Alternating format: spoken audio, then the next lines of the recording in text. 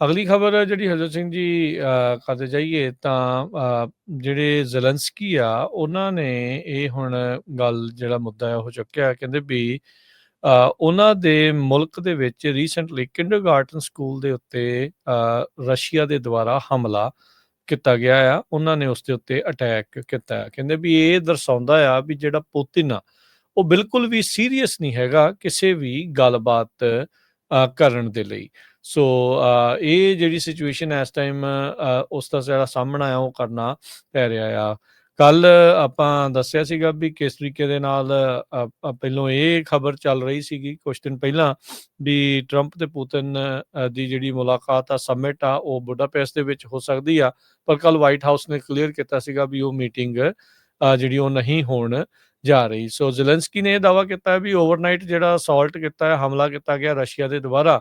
ਕਹਿੰਦੇ ਵੀ ਇੱਥੋਂ ਇਹ ਪਤਾ ਲੱਗਦਾ ਆ ਵੀ ਉਹਨਾਂ ਦੇ ਉੱਤੇ ਦਬਾਅ ਨਹੀਂ ਹੈਗਾ, ਇਨਫ ਦਬਾਅ ਨਹੀਂ ਉਹ ਮਹਿਸੂਸ ਕਰ ਰਿਹਾ ਵੀ ਜਿਹਦੇ ਕਰਕੇ ਉਹ ਜਿਹੜੀ ਲੜਾਈ ਆ ਉਸ ਨੂੰ ਲਗਾਤਾਰ ਵਧਾ ਰਿਹਾ ਆ।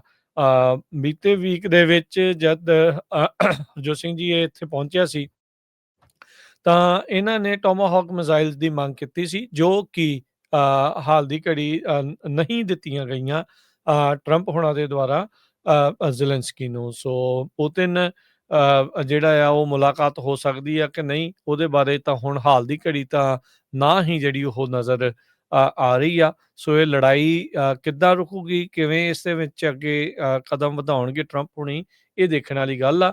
ਪਰ ਜ਼ੇਲੈਂਸਕੀ ਨੇ ਕਿਹਾ ਵੀ ਕਿੰਡਰਗਾਰਟਨ ਪਾਵਰ ਪਲਾਂਟ ਤੇ ਹੋਰ ਥਾਵਾਂ ਦੇ ਉੱਤੇ ਹਮਲੇ ਕਰਕੇ 6 ਜਣਿਆਂ ਨੂੰ ਮਾਰ ਕੇ ਪੁਤਿਨ ਨੇ ਇਹ ਕਲੀਅਰ ਕੀਤਾ ਆ ਵੀ ਉਹ ਗੱਲਬਾਤ ਦੇ ਲਈ ਬਿਲਕੁਲ ਵੀ ਸੀਰੀਅਸ ਗੰਭੀਰ ਨਹੀਂ ਹੈਗਾ।